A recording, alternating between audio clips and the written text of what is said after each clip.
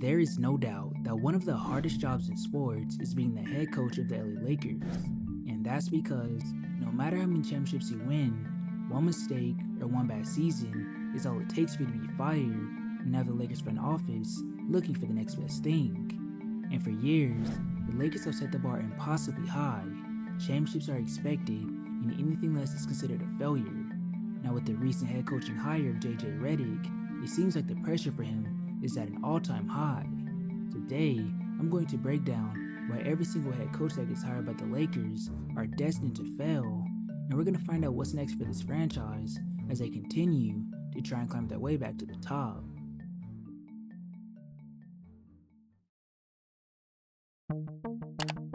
After being eliminated by the defending champs, the Denver Nuggets, in the first round of the playoffs, the Lakers fired head coach Darvin Ham.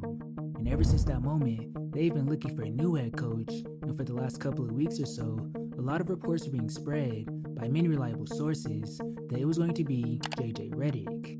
However, right before Game 1 of the finals, we received a massive Woj bomb saying that the Los Angeles Lakers were targeting UConn coach Dan Hurley. And this was a big deal because he was coming off of winning back-to-back national championships, and he has completely turned that UConn program around. And everything that he brought to the table was everything that the Lakers needed. He wasn't just a smart basketball mind, he was a culture setter, and that's the biggest thing that the Lakers have been missing for a very long time. Look at this for example.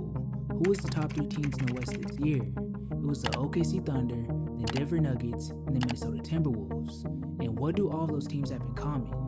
They all have had the same coach and the same core players for many years, and they have spent time establishing a winning basketball culture. They didn't fire coaches or trade players the second things got tough like the Lakers did.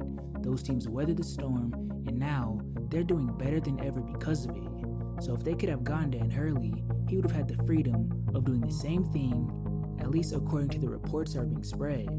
So now, fast forward to a couple of weeks ago, and the offer was made, and all he had to do was make his decision. But in a surprising turn of events, he declined the Lakers' offer, and he'll be returning to UConn to try and go chase a third straight national championship.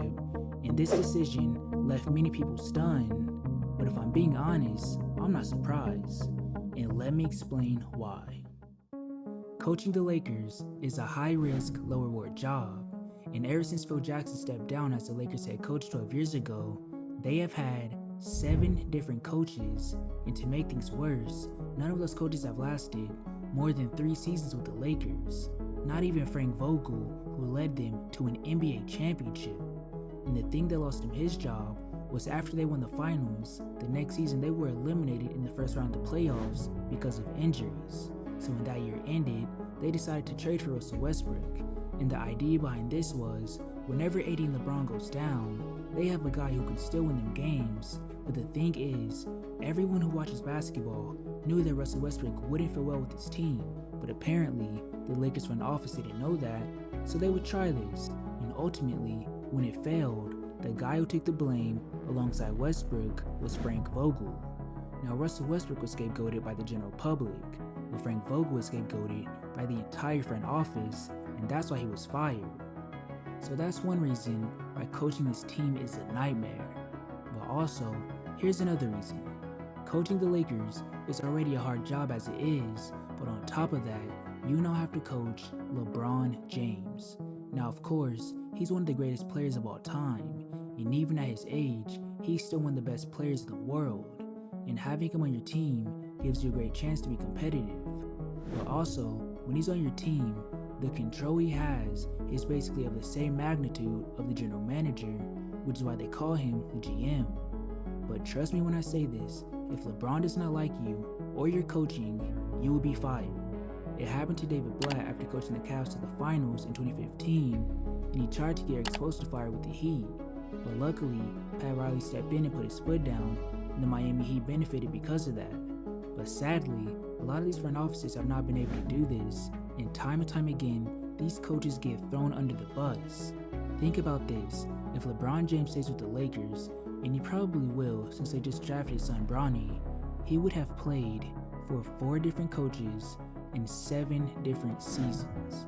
So yeah, I think it's safe to say that it's tough to be the coach of LeBron James, and the LA Lakers. Now getting back to the current situation, the Lakers have fired JJ Reddick as the new head coach of this team. Now this dude is a brilliant basketball mind, and he's played for some of the best coaches this game has ever seen, so I'm not concerned about him knowing the X's and O's. And clearly, since he hosts a podcast with Lebron, he has LeBron's respect. But what concerns me is that he has no experience coaching whatsoever.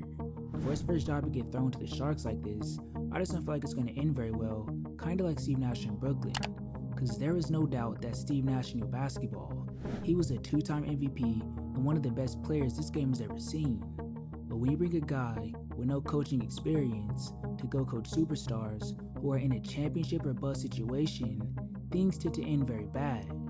But at the end of the day, you have LeBron James, Anthony Davis, and if Rob Pelinka does his job right and pick up some solid pieces, you should have a competitive team. But no matter what happens, I'm wishing the best of luck to JJ because he's definitely going to need it. But anyways, let me know how you guys feel about the situation in the comment section down below. And with that being said, thank you for watching this video. Make sure you like, comment, and subscribe. And I'll catch you later.